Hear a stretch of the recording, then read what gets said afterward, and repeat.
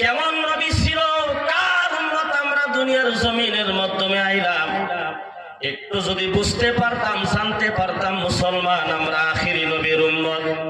তাহলে আমার মনে হয় মানুষ রাস্তা দিয়া যদি অন্ধকারের মাধ্যমে চলাফেরা করত, তার চেহারার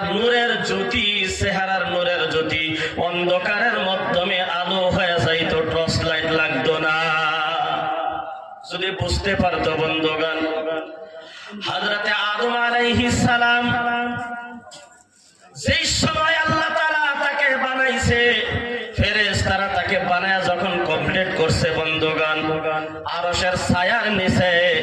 তার ভিতরে রূহ দেওয়ার আগে আল্লাহ তাআলা 40 দিন আরশের ছায়ার নিচে তাকে রাখছিলেন বন্ধুগণ। সর্বপ্রথম ওই আরশের ছায়ার নিচে যখন ছিলেন, তার ভিতরে যখন জান দেওয়া হলো,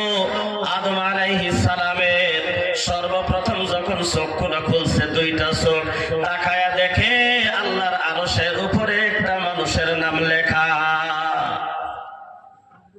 সর্বশেষে এই নামটা যখন বারবার দেখে, একদিন জিজ্ঞাসা করলো, আল্লাহ তোমার আরশের ছায়ার নিচে কার নাম লেখা, একটু বলতা যদি বুঝতে পারতাম।